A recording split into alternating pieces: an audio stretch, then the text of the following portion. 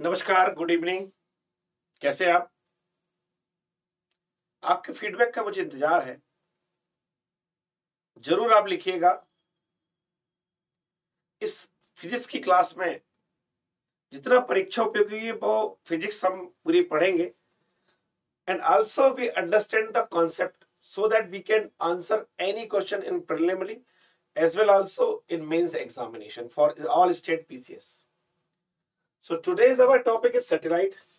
We've already discussed about the satellite. There are 4 types of satellite as per the height of satellite. उपग्रह की ऊंचाई के आधार पर निम्न प्रकार के सैटेलाइट होते हैं। तो हमने जो पहला प्रकार बताया है सैटेलाइट का, वो सैटेलाइट का पहला प्रकार है जीईओ, जियो स्टेशनरी अर्थ ऑर्बिट। मतलब एक ऐसी जगह जो जियो और स्टेशनरी, तो धरती से रुकी हुई लगे, वो कहलाती है जियो स्टेशनरी, जिसकी हाइट 36,000 किलोमीटर होती है। पृथ्वी से इतनी ऊंचाई पर होना चाहिए। लो अर्थ ऑर्बिट, एलईओ, निम्न पृथ्वी की कक्षा, जिसकी ऊंचाई 500 से 1500 किलोमीटर होती है। चार्ट बना लीजिए। एमईओ, मीडियम अर्थ ऑर्बिट, ये जिसे हम इंटरमीडिएट सर्कुलर ऑर्बिट कहते हैं, जो 6000 से 20,000 किलोमीटर की ऊंचाई पर होता है। फिर होता है एचईओ, हाईली इलिप्टिकल ऑर्बिट, अत्यधिक अंडाकार कक्षा। ये 4 प्रकार के सैटेलाइट होते हैं जिनके बारे में आपको पता होना चाहिए कि उपग्रह के ऊंचाई के अनुसार क्या प्रकार है। देखिए, फिर उपयोगिता के आधार पर अलग है कि कम्युनिकेशन क्या है, नेविगेशन क्या है, वो उसकी हम बात नहीं कर रहे हैं। अभी हम बात कर रहे हैं हाइट के अकॉर्डिंग फिजिक्स में जहां जहां वो चीजें फिट होती है। तो हम देखते हैं सबसे पहला एक अंतर को समझते हैं। ये चित्र आपको सारे अंतर को समझाने में सक्षम होगा। This image is capable to understand what is LEO, what is HEO, MEO and GEO. This is the GEO's orbit. This is HEO, highly elliptical orbit. Highly elliptical orbit बिल्कुल अगर आप देखें तो एलईओ की तरह है, पर एलईओ जो है वो ऐसा है, ये थोड़ा सा आगे मूव कर गया। क्यों कर गया वो हम आगे बिल्कुल जरूर देखेंगे। And this is HEO, MEO. Clear है? तो ये 4 प्रकार के सैटेलाइट है। 1 2 3 4, इसको नोट कर लीजिए। पहले 36,000, LEO 500 to 1500 kilometre, MEO 6,000 to 20,000, HEO, this is HEO which is similar to LEO but elliptical path. Path is not circular, it's a elliptical path. ये है parking satellite, geostationary satellite, और you can say that GEO satellite. GEO satellite जो है, a satellite which appeared to be a fixed position, एक ऐसा उपग्रह जो एक निश्चित स्थिति में दिखाई दे। हमेशा आप कहीं से भी देखेंगे, धरती से आपको हमेशा सामने दिखाई देगा। जब वो सामने दिखाई देगा, मतलब हमें कोई कम्युनिकेशन भेजना हो, लेना हो, देना है, वो आसान हो सकता है। ठीक है?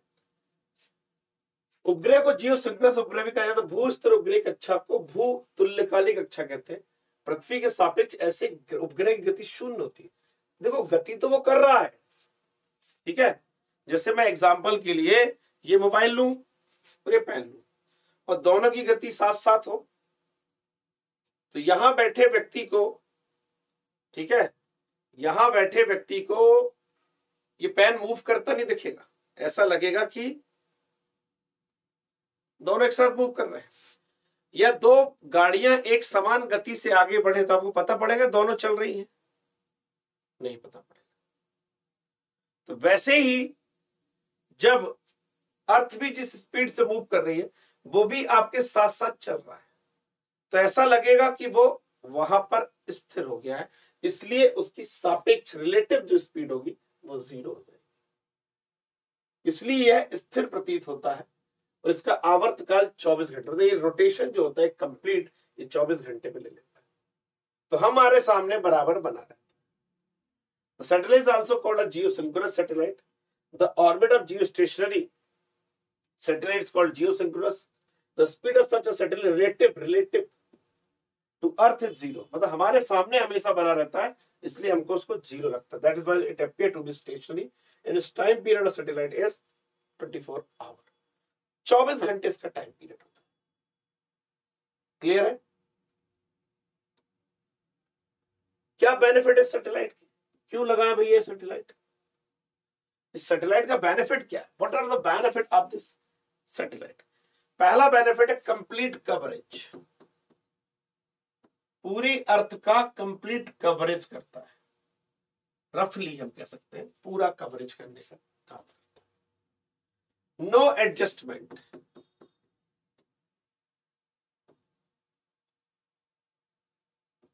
इन रिसीवर एंड सेंडर एंटीना. समझते हैं इसको? देखिए क्या होता है, जो कम्युनिकेशन आता है, अगर उसकी पोजीशन चेंज हो रही तो हमें एंटीना की पोजीशन भी चेंज करनी पड़ती है. लेकिन लगातार अगर कम्युनिकेशन हो रहा है तो एंटीना भेजने वाला और रिसीव करने वाला दोनों अपनी जगह लगे रहते हैं. उसको बार बार एडजस्ट करने की जरूरत नहीं पड़ती. दोनों हमेशा एक साथ रहते हैं. इसलिए ये टीवी ब्रॉडकास्टिंग के लिए सबसे बेस्ट है. Best for TV broadcasting. इसके लिए सबसे बेस्ट है. टीवी को रिले करने के लिए, टीवी को भेजने के लिए आइडियल है. ठीक है? लेकिन इसकी कुछ समस्याएं भी होगी. प्रॉब्लम में सबसे बड़ी प्रॉब्लम जो है कॉस्ट. लागत बहुत ज्यादा है. इतना पैसा होना चाहिए भाई, इतना पैसा नहीं है तो कैसे करेंगे? लागत बहुत ज्यादा है. Highly expensive. नेक्स्ट प्रॉब्लम ये है, अगली प्रॉब्लम है कि जो 60 डिग्री नॉर्थ एंड साउथ, इसके ऊपर के लैटिट्यूड्स पर क्वालिटी कवरेज नहीं मिलता है. No quality coverage. This is the big issue. Mainly ये इक्वेटर के राउंड घूमता रहता है. किसके राउंड घूमता है? ये देखो इक्वेटर के राउंड ये मूव कर रहा है. तो उस इक्वेटर से जो इसका देखने का फोकस होता है वो ऐसा होता है, और अर्थ झुकी हुई है तो ये पोल वाले एरिया को 60 डिग्री से ऊपर वाले एरिया पर बेटर कवरेज नहीं दे पाता है. ठीक है? बड़ा एंटीना चाहिए इसके लिए, लार्ज एंटीना. तो ये इसके कुछ प्रॉब्लम्स है, और मोस्ट ज्यादातर देखें तो एक्सपेंसिव है परंतु फायदेमंद भी है. इसकी जो ऑर्बिटल वेलोसिटी है वो 3.1 किलोमीटर पर सेकेंड. टाइम पीरियड कितना है? 24 आवर्स. इशू क्या है? फिर बनाओ ना भाई, भेजो. इशू कॉस्ट है. Good evening to all. दूसरा इशू क्या है? इंजन चाहिए जो उसको 36,000 किलोमीटर तक भेज सके. मतलब एक ऐसा इंजन चाहिए जो क्रायोजेनिक पर बेस्ड हो, तब कहीं 36,000 पर जाएंगे. इंडिया काफी अच्छी प्रोग्रेस कर रहा है. चलिए अब दूसरे के बारे में देखते हैं. नोट करते जाइए सारी चीजें. ठीक है? ये है जीईओ सैटेलाइट. तो एक तरफ क्या करिए, एक तरफ इसके एडवांटेज लिखिए और एक तरफ लिखिए प्रॉब्लम्स. पहला एडवांटेज क्या? Continuous broadcasting. लगातार चीजें मिलती है. प्रॉब्लम क्या है? एक्सपेंसिव है. दूसरी प्रॉब्लम क्या है? 60 डिग्री नॉर्थ और साउथ लैटिट्यूड के ऊपर प्रॉपर नहीं है. Not proper coverage. Not proper coverage. मतलब जो हमारी पृथ्वी है ये इक्वेटर है, तो ये इस इक्वेटर के चारों तरफ ही मूव करता रहता है. ये सैटेलाइट इस इक्वेटर, देखिए ऐसे मूव कर रहा है ना, इक्वेटर के चारों तरफ मूव करेगा. ये देखिए इक्वेटर है ना, इस इक्वेटर के अकॉर्डिंग मूव करेगा। तो ये क्या है, जो 60 डिग्री ये है और ये 60 डिग्री है, इसके ये वाला जो एरिया है, स्पेशली ये वाले एरिया में बेटर कवरेज नहीं मिल पाएगा। पोल्स वाले इलाके में एक प्रॉब्लम इसके साथ, जियो सिंक्रोनाइज्ड सैटेलाइट के साथ ये एक प्रॉब्लम। ठीक है, चलिए आगे बढ़ते हैं। LEO, लो अर्थ ऑर्बिट सैटेलाइट। ये LEO है, ये MEO है, ये GEO है। डिस्टेंस के हिसाब से आप देख सकते हैं। और सब कहां मूव कर रहे हैं, इस इक्वेटर के चारों तरफ मूव कर रहे हैं, इक्वेटर से मूव कर रहे हैं।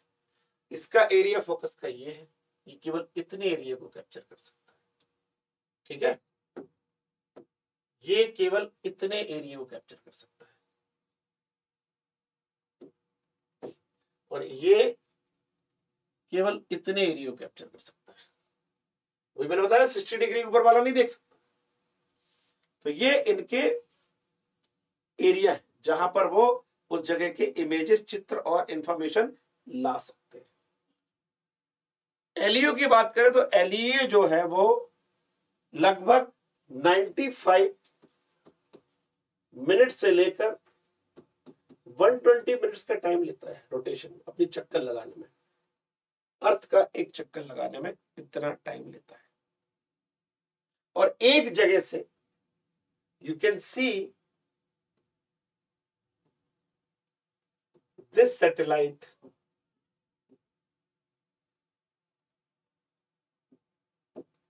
from a particular place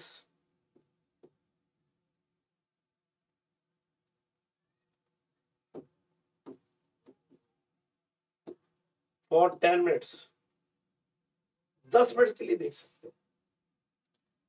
मतलब ये कंटिन्यूस नहीं पर पास में, और जब पास में तो उसके चित्र अच्छे होंगे, क्वालिटी बहुत अच्छी आएगी इसकी। तो ये वॉइस कम्युनिकेशन के लिए बहुत अच्छा है, बेटर फॉर वॉइस कम्युनिकेशन। ये वॉइस कम्युनिकेशन के लिए बहुत अच्छा सैटेलाइट है ये LEO। दूसरा, लो एनर्जी लगती है, कॉस्ट कम है, लागत कम है इसकी। लागत तो GEO की ज्यादा है, इसकी लागत क्या है? ठीक है, पॉइंट टू पॉइंट कवरेज करता है, जहां जरूरत है केवल वहीं बात करता, पॉइंट टू पॉइंट। डिसएडवांटेज क्या है इसका? कंप्लीट कवरेज नहीं है, नो कंप्लीट कवरेज नहीं,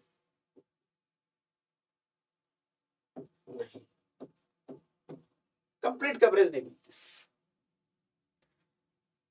जीवन काल कम है इसका, LEO का जीवन काल क्या है? कम है। समझ में आ रहा आपको? फिर से रिपीट करता हूं, 95 से 120 मिनट्स लगते हैं, एक जगह से इसे 10 मिनट के लिए देख सकते हैं। वॉइस कम्युनिकेशन के लिए अच्छा है, low energy, cost effective, point two point communication, complete coverage नहीं देता है, जीवन काल इसका कम होता है। ठीक है, चलिए अब बात करते हैं MEO की। MEO की हाइट क्या होती है? पहले भी बता चुका मैं, 6000 से 20,000 किलोमीटर, ये MEO की हाइट होती है। ये LEO है जो हम इस पर डिस्कशन कर चुके हैं। ठीक है,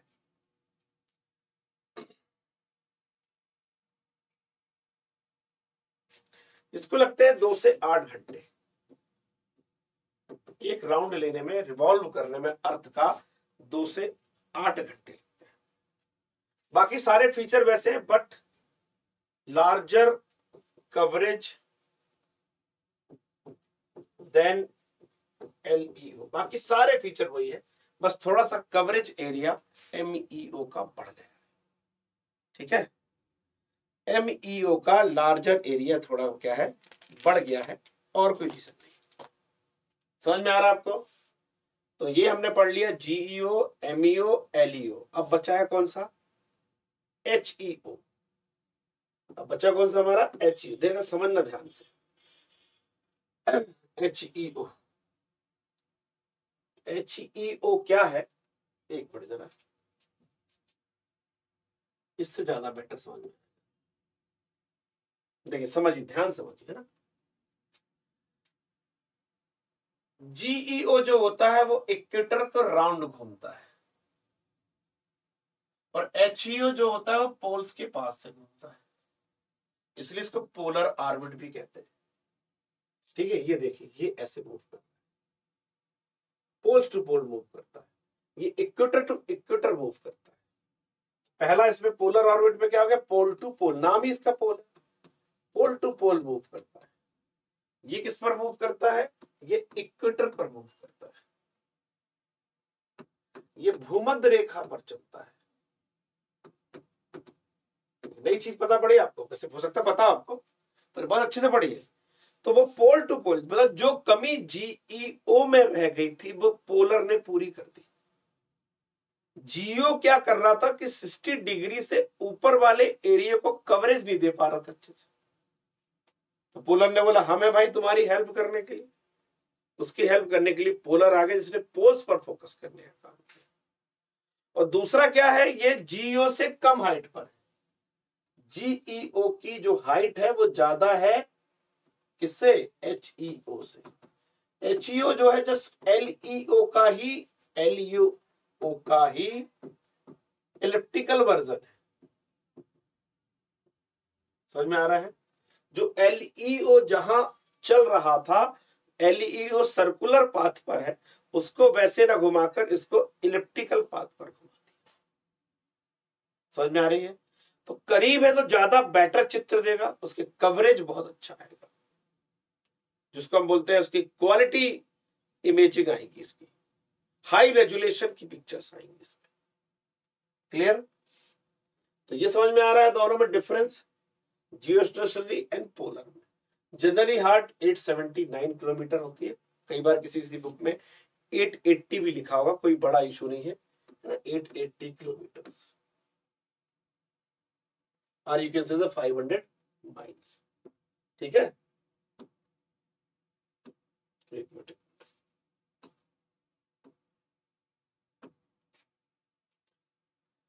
तो ये होता है आपका HEO। HEO का जो एरिया होता है वो पोल टू पोल चलता है, परंतु आप देखें HEO का ये इलिप्टिकल होता, थोड़ा पाथ ऐसे चलता है, एक समय वो धरती से दूर रहता है और एक समय पास रहता है। ठीक है, ये पास में आता है और एक समय दूर आता है, इससे क्या हो जाता है कि कवरेज एरिया बढ़ जाता है। यहां पर एरिया कवरेज जरूर कम हो रहा, पर नियर पिक्चर ले लेता पोल टू पोल की। समझ में आ रहा है, मतलब जो कमी GEO की थी वो पूरी कर दी, साथ ही उसकी कॉस्ट भी कम कर दी, क्योंकि वो LEO है। ठीक है, इसलिए उसकी क्या हो गई, कॉस्ट भी कम हो गई। पोल टू पोल मूव करता है, पूरे ग्रह को, पूरे अर्थ को 24 घंटे में 2 बार कवर कर लेता है। ठीक है, मतलब अगर हम 2 पोलर ऑर्बिट छोड़ दें शायद सब कुछ कवर हो जाएगा, नहीं जाएगा। इसका टाइम पीरियड लगभग 84 से 100 मिनट्स के बीच होता है। ठीक है, और इसकी स्पीड होती है 8 किलोमीटर पर सेकेंड। फायदा क्या है इसका, क्यों बना है इसका reason, high resolution, high resolution pictures, उच्च रेजोल्यूशन वाली तस्वीर आती है इसके अंदर। ठीक है, रिमोट सेंसिंग के लिए यूज होता है।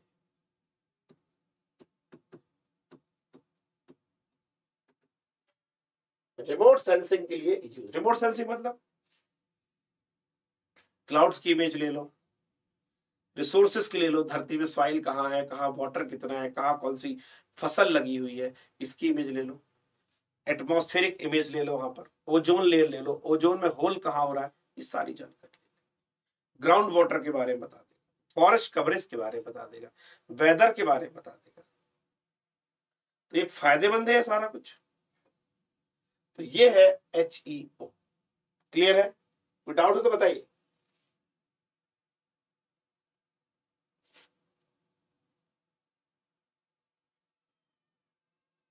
समझ में आ रहा है?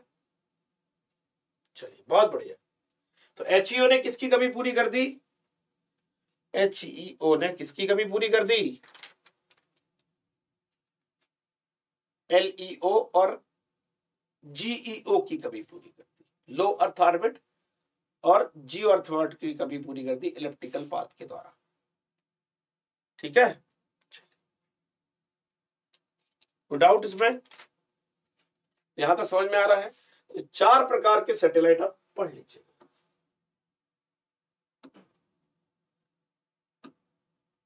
अब बात करते हैं एस्केप वेलोसिटी। क्या होती भैया एस्केप वेलोसिटी? मालूम नहीं पता तो क्या होगी? देखिए, ये धरती है। धरती अपने अंदर खींचती सारी चीजों को जी से। हमको इस धरती से ऐसे बाहर निकलना है, ऐसे बाहर निकलना है जहां पर जी ना लगे और हम लौट कर ना आए, पूरी तरीके से बाहर निकल जाए। मतलब एक ऐसी velocity which expel a body from earth area of gravity, पृथ्वी के क्षेत्र से बाहर निकाल देने वाला। अब बात आती है कि हम अगर पृथ्वी से बाहर निकलना चाहते हैं तो कुछ स्पीड चाहिए ना फेंकने की। ऐसा ना हो कि वो खींच ले तो इतनी तेजी से भागो कि पकड़ ना पाए, अर्थ की ग्रेविटी पकड़ ना पाए। हमें इतना तेज भागना है। तो अगर हम इतना तेज भागे जो है 11.2 किलोमीटर पर सेकेंड, ये है एस्केप वेलोसिटी।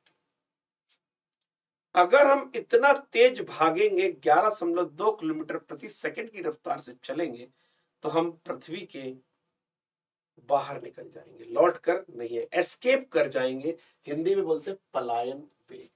पलायन करने वाला वेग, ऐसा वेग जो हमको पृथ्वी की कक्षा से पलायित कर दे, वो कहलाता है पलायन। समझ में आ रहा है आपको एस्केप वेलोसिटी? तो एस्केप वेलोसिटी डिपेंड करती है, मैं ईवी लिख देता हूं एस्केप वेलोसिटी, डिपेंड करती है ग्रेविटी एंड रेडियस पर डिपेंड करती है। डायरेक्टली प्रोपोर्शनेट है, मतलब जी ज्यादा तो वेलोसिटी भी ज्यादा, आर ज्यादा तो एस्केप वेलोसिटी भी ज्यादा। मतलब ऐसे प्लैनेट और सैटेलाइट जहां पर जी की वैल्यू ज्यादा है वहां भागने के लिए बहुत ताकत लगती है, वहां एस्केप वेलोसिटी ज्यादा होगी। जो रेडियस ज्यादा, रेडियस और जिनका साइज ज्यादा है, जिन प्लैनेट का साइज बड़ा है, उन प्लैनेट पर भी एस्केप वेलोसिटी ज्यादा होगी। क्लियर है?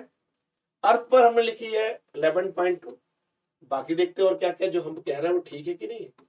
मून पर है 2.3 किलोमीटर पर सेकेंड, ये मून पर है एस्केप वेलोसिटी। मरकरी यानी बुध, बुध पर है 4.28 किलोमीटर पर सेकेंड। ठीक है? जुपिटर बड़ा है भाई, 60 किलोमीटर पर सेकेंड। इस स्पीड से चलना पड़ेगा भैया। अरे सन की तो पता कर लो, सूर्य से बाहर निकलना है तो 618 किलोमीटर पर सेकेंड, ये सन की है एस्केप वेलोसिटी। इस वेलोसिटी से बाहर निकलना, सूर्य से निकलना तो बड़ा मुश्किल है, नहीं मुश्किल। अब एक बात आती है यहां पे, ये एटमॉस्फेयर है, सॉरी अर्थ है, ई फॉर अर्थ। इसके बाहर गैस है। मैं फिजिक्स नहीं पढ़ाना चाहता आपको, शॉर्ट में से, नहीं तो इसको रूट मीन स्क्वायर वेलोसिटी कहते हैं, उस चक्कर में नहीं पड़ते। ये गैसेस जो है मूव करती है, ये इनकी नेचुरल मूवमेंट है, इनकी नेचुरल मूवमेंट है। गैस के मॉलिक्यूल जो हैं ये नेचुरली क्या कर रहे हैं, मूव कर रहे हैं, कभी ऊपर कभी नहीं, zig zag zig zag zig zag, किसी भी डायरेक्शन में चल रहे हैं। ठीक है, इस तरह से मूव कर रहे हैं। क्या इनकी खुद की, इस मॉलिक्यूल की खुद की एक स्पीड नहीं होगी? इस मॉलिक्यूल की भी तो खुद की एक स्पीड होगी। अगर इसकी speed, if the speed of molecules, speed of gas molecule, gas के अणु की गति एस्केप वेलोसिटी से ज्यादा हो जाए, मतलब जो गैस का मॉलिक्यूल घूम रहा है उसकी स्पीड इतनी ज्यादा हो जाए कि वो पलायन वेग से ज्यादा हो, तो वो कहां चला जाएगा? बाहर चला जाएगा। कहां चला जाएगा? उस प्लेनेट के एटमॉस्फेयर से बाहर निकल जाएगा। जब वो बाहर निकल जाएगा तो वहां गैस रहेगी क्या? नहीं रहेगी। मतलब वहां पर क्या होगा? No atmosphere. मतलब किसी जगह पर अगर वायुमंडल नहीं है तो उसका एक बड़ा रीजन क्या है? The natural speed of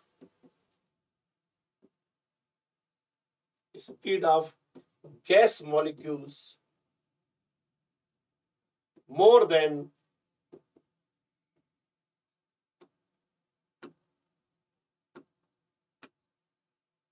escape velocity.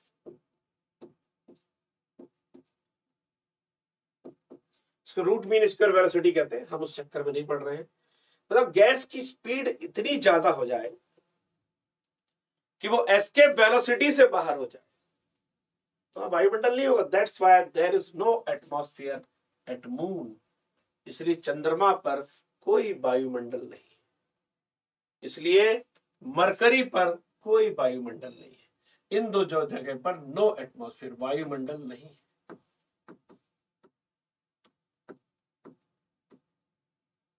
समझ में आ रहा है?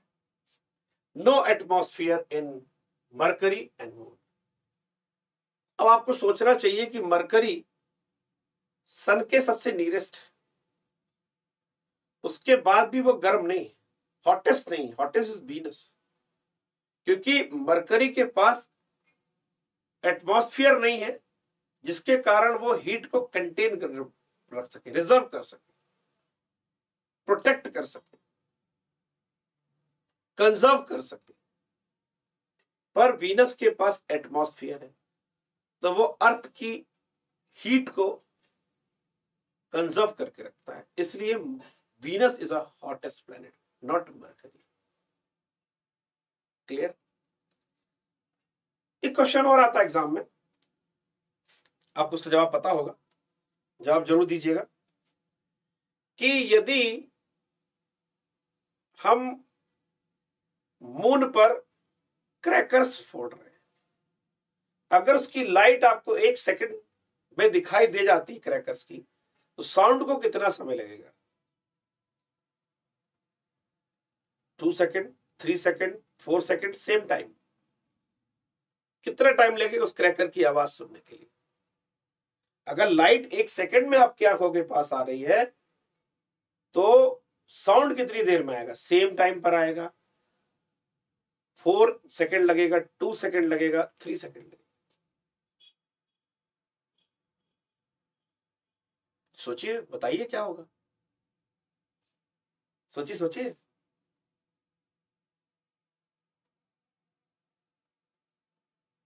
कुछ लोगों ने पढ़ा है इसलिए उनको पता है, कुछ लोग थोड़ा सा कंफ्यूज हो गए। कभी साउंड नहीं आएगा, because sound require medium to travel.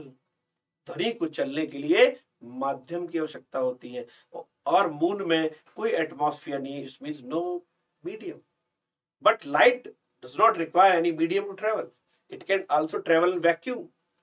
परंतु प्रकाश को चलने के लिए माध्यम नहीं चाहिए, वह निर्वात में भी चल सकता है। समझ में आ रही बात? इसलिए साउंड सुनाई ही नहीं देगा, टाइम की तो बात ही अलग है। क्लियर है? तो एस्केप वेलोसिटी का कॉन्सेप्ट समझ में आएगा, किसमें कितना कितना होता है वो भी समझ में आ गया, किस पर डिपेंड करती है एस्केप वेलोसिटी वो भी क्लियर हो गया, जी और आर पर डिपेंड करती है एस्केप वेलोसिटी।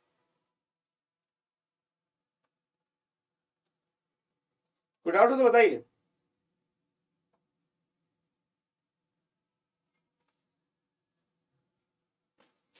यहां तक क्लियर है?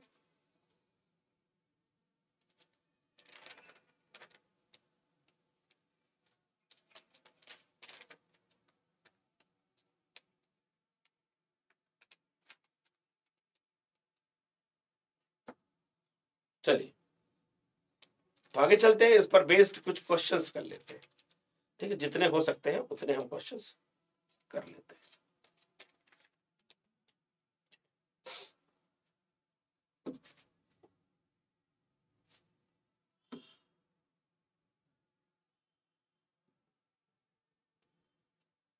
If the radius of Earth decreased, the mass remaining unchanged, what will happen to the acceleration to the gravity? अगर अर्थ की रेडियस कम कर दी जाए तो जी क्या होगा, जी में क्या चेंज आएगा? अगर अर्थ की रेडियस कम कर दी जाए तो जी क्या होगा?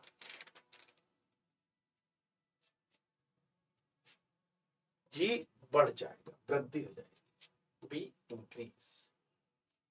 ठीक है, दूसरा प्रश्न है, पृथ्वी पर किसी वस्तु का द्रव्यमान 24 है, वस्तु का चंद्रमा पर भार कितना होगा? The mass of an object on earth is 24, then what is the weight of object on moon? Moon पर कितना होगा?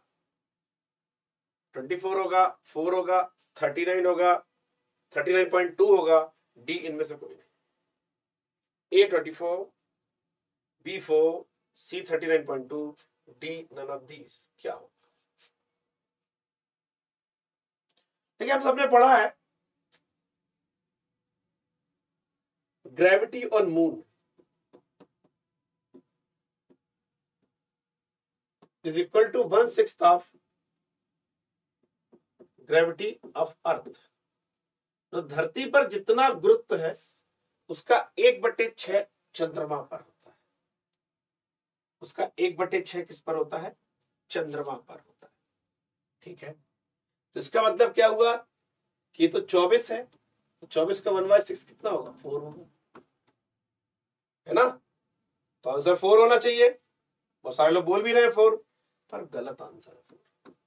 ये क्वेश्चन ने बड़ा ड्रामेटिक काम किया है, द्रव्यमान से भार की बात कर ली, इसकी बात कर ली, मास यहां दे दिया है और वहां पर पूछ लिया है वेट, क्योंकि मास तो कभी चेंज ही नहीं होता। जो मास अर्थ पर है वही मास कहां होगा? वही मास मून पर होगा, पर पूछ लिया है वेट। वेट, क्वेश्चन चेंज हो गया। अब हमें करना क्या है? तो दो तरीके हैं। पहला तरीका है कि पहले तो वेट पता कर लो अर्थ पर, weight on earth. Weight on earth क्या होता है? Mass into gravity. मास कितना है? 24, ग्रेविटी कितनी? 9.8। आप लोग तो बता रहे थे कल कि ग्रेविटी 9.8 होती है, तो वेट पता हो गया। अब वेट ऑन मून कर लेंगे, वेट ऑन मून, चंद्रमा पर कितना वजन है? तो हम क्या करेंगे, मास तो उतना ही रहेगा, चंद्रमा पर ग्रेविटी कितनी होती है अर्थ से? 9.8/6 होती है, 1/6 होगी, तो 1/6 वैल्यू पुट कर देंगे, 6 4 24 हो जाएगा, 6 चौको 24 हो जाएगा, 9.8 × 4 आंसर हो जाएगा। तो आंसर हो जाएगा 39। तो ट्रिकी क्वेश्चन है, ठीक है, थोड़ा सा आपके लिए टफ भी हो गया है, पर आपको समझ में आ रहा हो तो मैं इसलिए दिया हूं जानबूझकर, जिसमें आपका बेसिक कॉन्सेप्ट क्लियर हो जाए, मास और वेट का डिफरेंस क्लियर कर सके। ठीक है, मास और वेट, कोई भी डाउट है फिर से पूछ सकते हैं। Weight on earth mass into gravity, तो मास कितना है 24 है, ग्रेविटी कितनी 9.8 है। हमको पता है कि 24 इंटू 9.8 अर्थ पर है, ये वेट है, और मून पर कितना होगा, इसका 1/6 होगा, तो 24 इंटू 9.8 डिवाइडेड बाय 6 कर दिया हमने, तो 6 4 जा 24 हो गया, तो 4 इंटू 9.8 आंसर हो गया। समझ में आ रहा है? विदाउट क्लियर है ये चीज? चलिए आगे बढ़ते।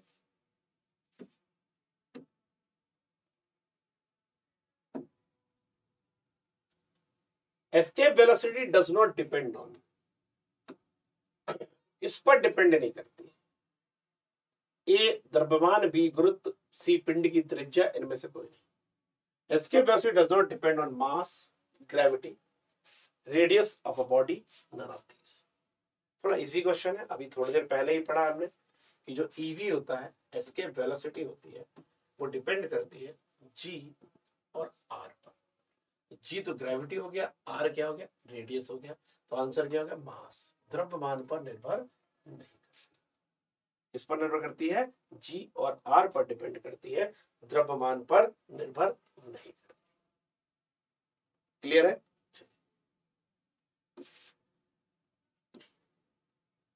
प्राकृतिक उपग्रह के लिए ऊर्जा का स्रोत क्या है? सन ऊर्जा, पवन ऊर्जा, परमाणु ऊर्जा, जल ऊर्जा। जल तो कहां से आएगा वहां पे, तो आप तो खुद ही बता दो कि जल ऊर्जा तो हो ही नहीं सकता। But source of energy for natural satellite, natural means moon, moon के लिए एनर्जी का सोर्स क्या है? ठीक है, फोबोस, डिमोस, पढ़ोगे ना आपने, सैटेलाइट है मार्स के, फोबोस डिमोस है,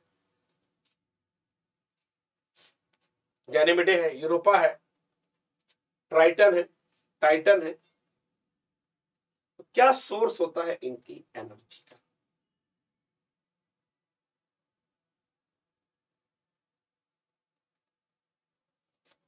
तो इसका सोर्स होता है सन एनर्जी। सूर्य की ऊर्जा से ही सारा ब्रह्मांड, मतलब जो हमारा सौर मंडल है, वो प्रकाशित होता है, और सारी धरती पर जो भी एक्टिविटी है due to the energy of sun. Even plant takes energy from sun and convert this energy into a food. वो फूड हमारी बॉडी में जाकर पूरी एनर्जी, इस पूरे इकोसिस्टम की एनर्जी का जो अल्टीमेट सोर्स है वो सन है। ठीक है,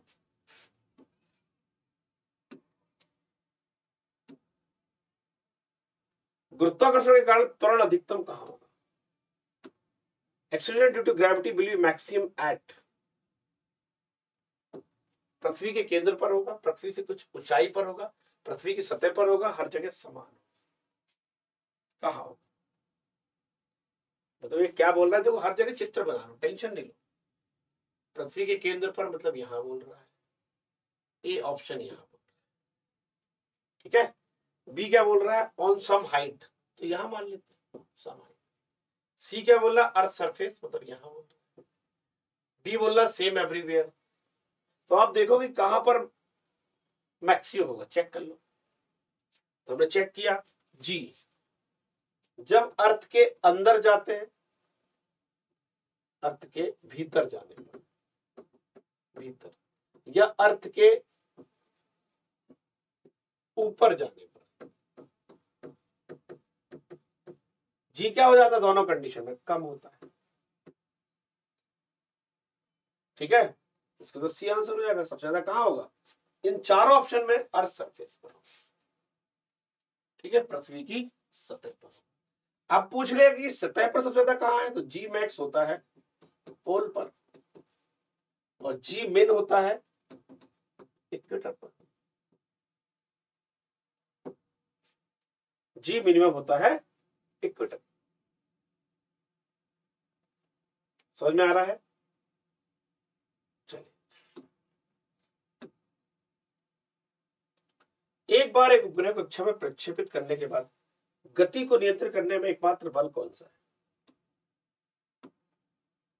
Once a satellite has been launched into orbit, the only force governing motion is friction, gravity, solar energy, none of these. किसके कारण वो मूव कर देता है?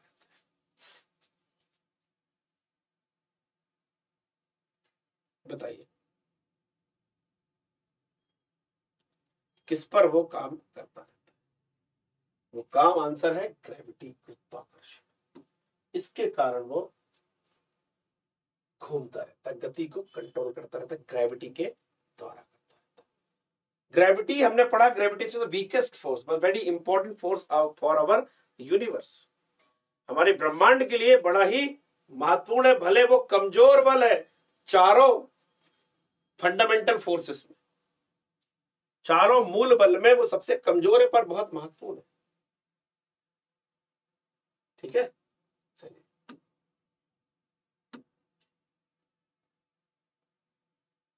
गेंद को ऊपर की ओर फेंका जाता है तो जी का मान होगा 0, पॉजिटिव, नेगेटिव, निग्लिजिबल। क्या होगा जी की?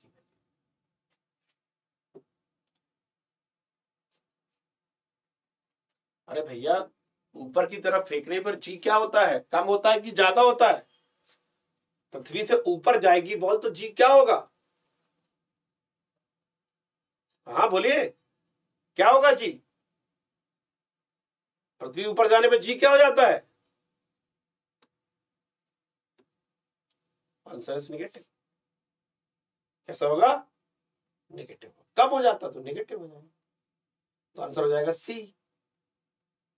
क्लियर है? तो क्या आंसर होगा? सी।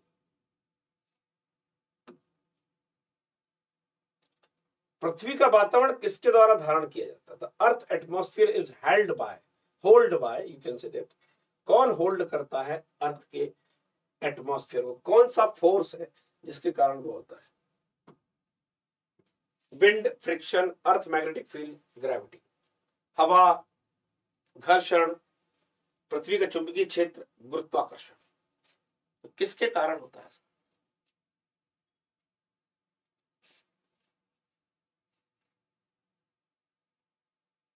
वो होता है ग्रेविटी के कारण। ठीक है, हिंदी में गुरुत्व भी कह सकते हैं। अर्थ की बात चली तो स्मॉल जी की बात चली। ठीक है, किसकी बात चल रही है? स्मॉल जी की बात चल रही।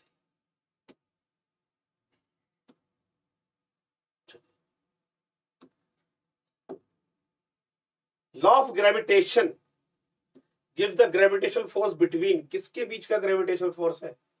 आंसर टिक करने के पहले सोच लीजिए, यहाँ ग्रेविटी की बात नहीं हो रही है, यहाँ ग्रेविटेशन की बात हो रही है। ग्रेविटेशन किसके बीच लगता है? पृथ्वी और केवल एक बिंदु द्रव्यमान पर, केवल पृथ्वी सूर्य पर, किन्हीं दो पिंडों में, केवल दो। The earth and point mass only, the earth and sun only, any two bodies having some mass, two charge bodies. किस पर लगता है गुरुत्वाकर्षण बल? हमने पढ़ा भी है, गुरुत्वाकर्षण बल जो अट्रैक्शन फोर्स है, एफ जो होता है m1 m2 upon r square होता है। तो दो बॉडीज पर लगता है जिनका मास m है और इसका m2 है, और इनके बीच का डिस्टेंस क्या है? r है।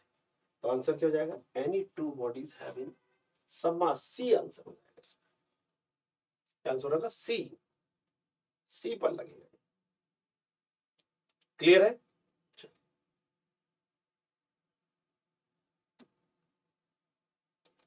किस वैज्ञानिक ने गुरुत्वाकर्षण का सार्वत्रिक नियम प्रतिपादित? Which scientist introduced the universal law of gravitation? मुझे लगता है आज का सबसे सरल प्रश्न है। तो आप आइंस्टीन लगाएंगे, न्यूटन लगाएंगे, स्टीफन हॉकिंग लगाएंगे, टेस्ला लगाएंगे। टेस्ला ने क्या किया वो आपको पता है, अल्बर्ट आइंस्टीन ने क्या किया वो भी पता है, आइजैक न्यूटन का भी पता है, स्टीफन हॉकिंग का पता है। स्ट्रिंग थ्योरी है ना,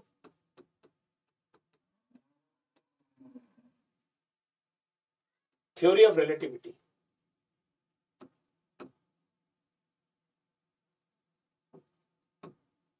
सापेक्षता का सिद्धांत। तो आंसर है आइजैक न्यूटन। आइजैक न्यूटन की बुक का नाम है प्रिंसिपिया डी मैथमेटिक्स। क्या नाम बुक का? Principia D mathematics. उनकी पुस्तक का नाम है प्रिंसिपिया डी मैथमेटिक्स। क्लियर है? समझ में आ रहा है यहां तक? एक क्वेश्चन पूछ लूं आपसे, चलिए।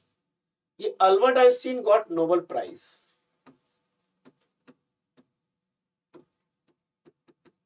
फॉर, किसके लिए मिला नोबेल प्राइज अल्बर्ट आइंस्टाइन, किसके लिए मिला, फॉर क्या किया उन्होंने?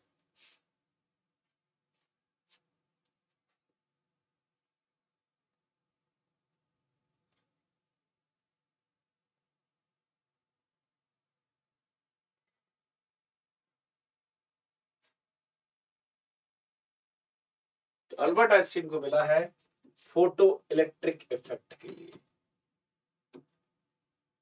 ये अच्छा क्वेश्चन एग्जाम में, अगर रिलेटिविटी मत लगाइएगा। प्रकाश विद्युत प्रभाव के लिए, इसके लिए मिला है प्रकाश विद्युत प्रभाव, फोटो इलेक्ट्रिक इफेक्ट के लिए मिला। क्लियर है? चलिए आगे बढ़ते हैं। अब लिफ्ट की बात करते हैं। तो बात हो रही थी ना लिफ्ट में क्या होगा। देखो दो चीजें, लिफ्ट में अगर आप यूनिफॉर्म वेलोसिटी से जा रहे हैं,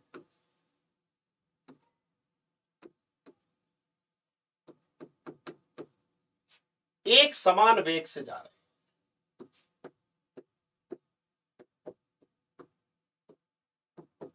वेग से जा रहे हैं, ठीक है, कैसे जा रहे हैं? यूनिफॉर्म वेलोसिटी से जा रहे हैं। ऊपर जा रहे हैं, नीचे जा रहे हैं, ठीक है, तो को नो चेंज इन वेट, ये नोट कर लीजिए, नो चेंज इन वेट, कोई परिवर्तन नहीं होगा, कोई परिवर्तन नहीं। कब? जब आप एक समान वेग से ऊपर या नीचे जाते हैं तब कोई परिवर्तन नहीं होता है। परिवर्तन कब होता है? जब एक्सीलरेशन होता है। Acceleration means change in velocity, change in velocity. जब वेग में परिवर्तन होता है तब वजन में परिवर्तन होता है, अन्यथा वजन में कोई परिवर्तन नहीं। तो क्वेश्चन पढ़ते समय ध्यान लिखें प्रश्न में लिखा क्या है। अगर प्रश्न में लिखा है lift moving on uniform velocity तो आप लिख देंगे नो चेंज, कोई चेंज नहीं होगा। समझ में आ रही बात यहां पर? तब यहां पर कोई भी परिवर्तन नहीं। ठीक है, समझ में आ रहा है? अब क्या हो रहा है? अब आप लिफ्ट में जा रहे हैं, लिफ्ट चल रही है एक्सीलरेशन के साथ,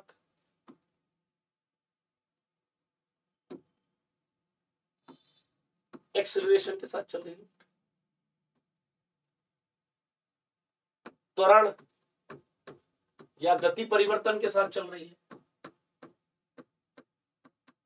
तब चेंज आएगा, तब वेट चेंज होगा, अन्यथा वेट चेंज नहीं। जब लिफ्ट क्या होगी? गति परिवर्तन के साथ जाएगी, तब ऐसा होगा। अब देखिए ये लिफ्ट है, अभी तक चित्र में अच्छे से नहीं बनता है पर आप समझ जाएगा। एक व्यक्ति खड़ा है,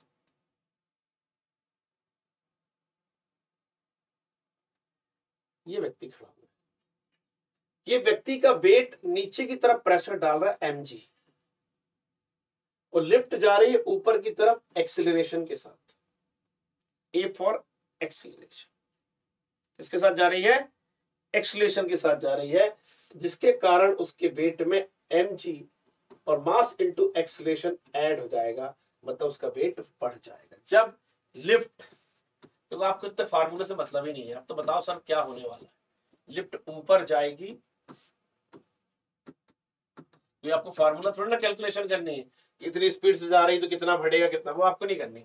जब लिफ्ट ऊपर जाएगी तो वजन बढ़ेगा, खत्म हो गई बात, नहीं समझना कुछ, ठीक है? समझ में आ रहा है ना आपको? जब लिफ्ट ऊपर जाएगी तो वजन बढ़ेगा, और जब लिफ्ट नीचे आएगी, नीचे की ओर, डाउनवर्ड, तो वजन घटेगा। खत्म, कंक्लूजन हो गया, पहला और दूसरा। मैंने बताया था कल, तार टूट जाए तो फ्री फॉल महसूस करेंगे, वेटेज 0 हो जाएगा। ठीक है, सारा समझ में आ गया। लिफ्ट में ऊपर नीचे जाने का कॉन्सेप्ट क्लियर है, पर यूनिफॉर्म वेलोसिटी में टिक नहीं करेंगे, नो चेंज होगा उसमें, ये गलती बस नहीं करिएगा। ठीक है,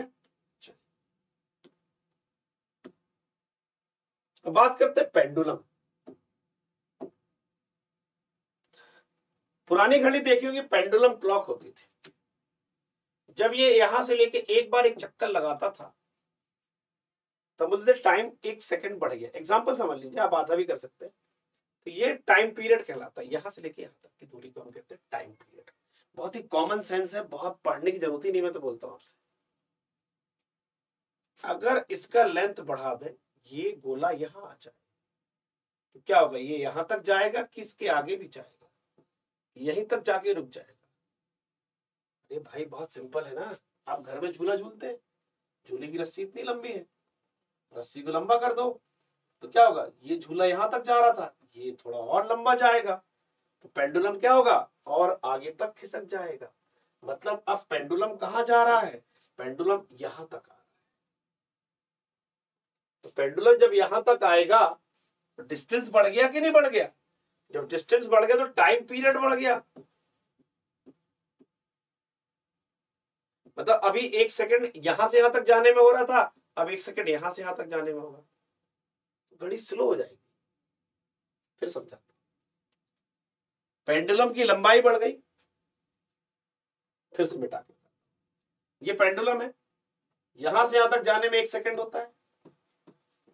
एग्जाम्पल ले रहा हूं, है ना, इसकी लेंथ बढ़ा दी हमने, यहां तक कर दी, तो अब ये थोड़ा डिस्टेंस ज्यादा कवर करेगा ना, यहां तक जाएगा, यहां तक जाएगा, जाएगा कि नहीं जाएगा। और जब इतनी दूर तक जाएगा तो डिस्टेंस बढ़ गया ना, डिस्टेंस बढ़ेगा तो टाइम बढ़ेगा, टाइम बढ़ेगा, टाइम बढ़ेगा तो 1 सेकंड देर में होगा। ये घड़ी 4 बजा है या 9 बजा है तो 9:01 हो जाएगा, 1 मिनट हो गया तो 9:00 हो जाएगा। यहां 9:00 में होने में इससे ज्यादा टाइम लगेगा, ये घड़ी क्या हो जाएगी, स्लो हो जाएगी। मतलब अगर किसी घड़ी के पेंडुलम को लेंथ को बढ़ा दें तो घड़ी स्लो हो जाती है, क्योंकि डिस्टेंस ज्यादा बड़ा कवर करती है वो। तो फॉर्मूला रूल में भी जाओगे तो बहुत लंबी कहानी जाएगी। सीधे सीधे मतलब टी मतलब टाइम पीरियड L/G होता है, जहां L क्या है, इफेक्टिव लेंथ है,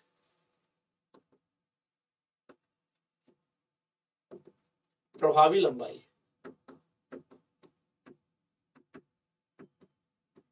और G क्या है, ग्रेविटी। रिलेशन कैसा है, इनवर्स है। G बढ़ेगा तो टाइम पीरियड कम होगा, और टाइम पीरियड कम होना मतलब घड़ी का तेज चलना। देखो टाइम पीरियड, फॉर्मूला नोट कर लो, टाइम पीरियड कम तो घड़ी तेज, उल्टा है ना, घड़ी तेज। टाइम पीरियड ज्यादा तो घड़ी स्लो, या हिंदी में कहेंगे सुस्त। टाइम पीरियड ज्यादा मतलब लंबा स्पान हो गया ना उसका, एक जगह दूसरी जगह जाने में टाइम ज्यादा लग गया तो 1 सेकंड में भी ज्यादा टाइम लगेगा, तो घड़ी स्लो हो जाएगी। मेरी बात समझ में आ रही है, तो घड़ी क्या हो जाएगी, घड़ी स्लो हो जाएगी। यहां पे घड़ी क्या होगी, स्लो हो जाएगी। अब देखो एग्जाम में कैसा प्रश्न आता है, ये नोट कर लिया आपने, इसको नोट कर लो, ये खास कर ये वाला, ये और दूसरा है ना, और टी कैसा है, एल के प्रोपोर्शनेट है, और जी कैसा है, इनवर्स। इसका मतलब क्या होता है, उल्टा संबंध है, ये कम तो ये ज्यादा, ये ज्यादा तो ये कम, ऐसा रिलेशन है। ठीक है, और यहां कैसा रिलेशन है, एक जैसा है, हम भी ज्यादा तुम भी ज्यादा। मतलब लेंथ बढ़ेगी तो टाइम पीरियड क्या हो जाएगा, ज्यादा हो जाएगा, तो घड़ी स्लो हो जाएगी।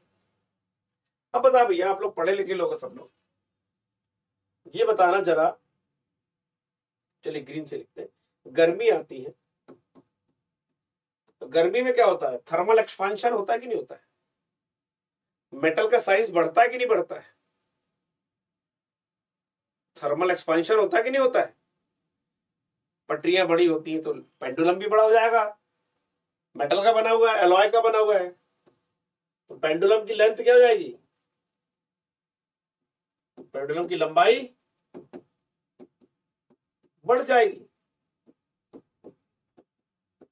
तो पेंडुलम की लंबाई बढ़ जाएगी तो क्या होगा, पेंडुलम की लंबाई बढ़ जाएगी तो क्या होगा, टाइम पीरियड बढ़ जाएगा।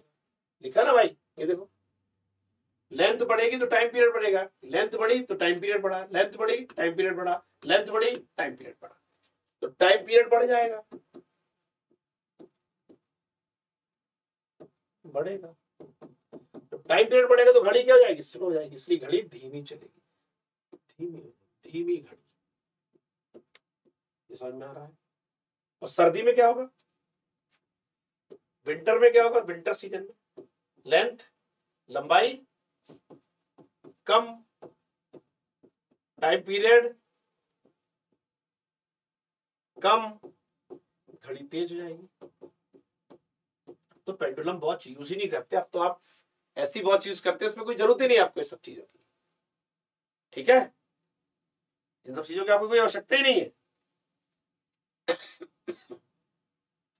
समझ में आ रहा है, गर्मी में घड़ी के साथ क्या होता है, ठंड में घड़ी के साथ क्या होता है।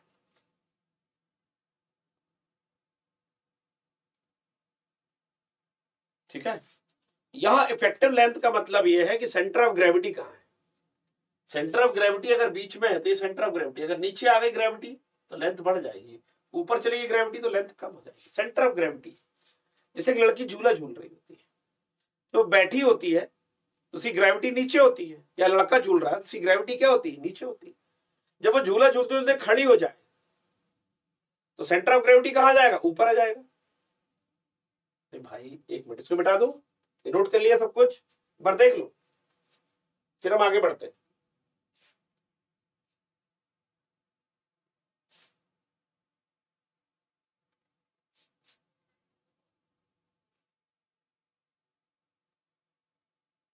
चलिए ठीक है, देखिए ये रस्सी है,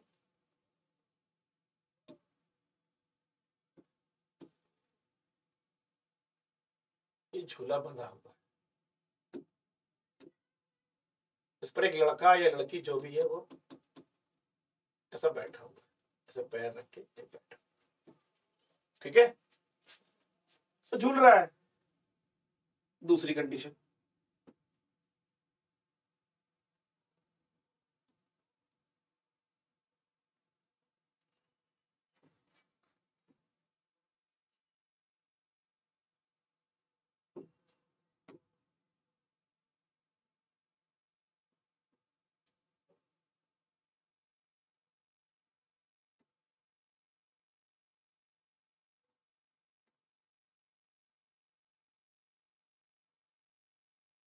अब ये खड़ा हो गया, पहले क्या है, बैठा हुआ है, अब क्या हो गया, खड़ा हो गया।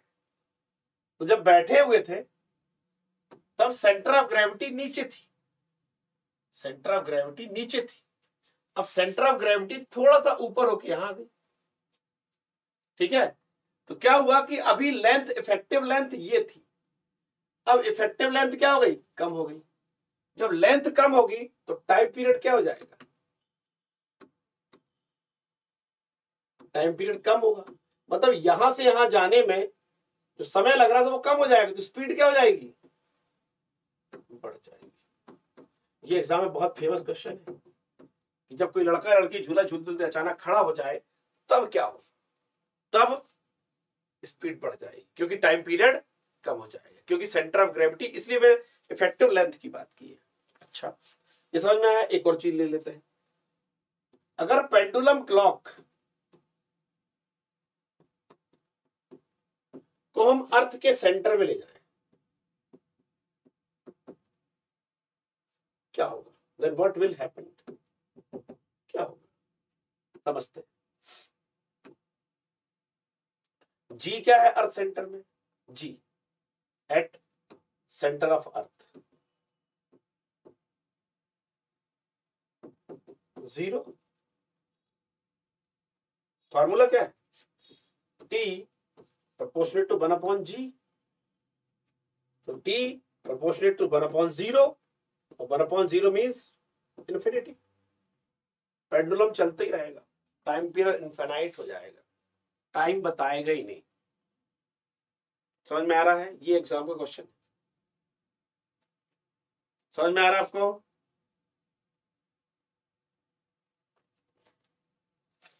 जी मिनिमम कहां होगा? जी मिनिमम इक्वेटर पर, इसलिए पेंडुलम का टाइम पीरियड मैक्सिमम होगा। इनवर्स रिलेशन है ना, मैक्सिमम होगा। पेंडुलम का टाइम पीरियड क्या होगा? मैक्सिमम। जहां जी मिनिमम है वहां टाइम पीरियड मैक्सिमम है। ठीक है, अब जी मैक्सिमम कहां होगा? पोल्स पर, इसलिए time period minimum at poles पर। नोट कर लीजिए, ये बहुत इंपॉर्टेंट क्वेश्चंस है, एग्जाम में आना फिक्स है इन क्वेश्चन। ठीक है, याद रहेगा आपको। आज का वैसे टॉपिक हमारा था वर्क एनर्जी एंड पावर। थोड़ा सा वो कल प्रीवियस में और थोड़ा डिस्कशन में ज्यादा लंबा समय चला गया, कोई बात नहीं, हम कल कर लेंगे सारी चीजें, centripetal force, centrifugal force and work energy, तो कल पर छोड़ देते हैं।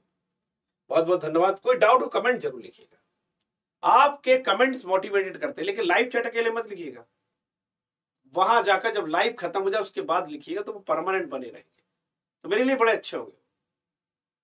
ठीक है, थोड़ा मोटिवेट करेंगे, और अच्छा लगे तो प्लीज शेयर जरूर करिएगा। ठीक है, थैंक्स, वेलकम। कल मिलते हैं फिर रात को 9 बजे सेंटीपिटल फोर्स के साथ, सेंट्रीफ्यूगल फोर्स के साथ, उसके एग्जाम्पल, वर्क एनर्जी के साथ, और मैजिक ऑफ लिक्विड के साथ मिलेंगे। क्लियर है? थैंक्स। जय हिंद, जय भारत।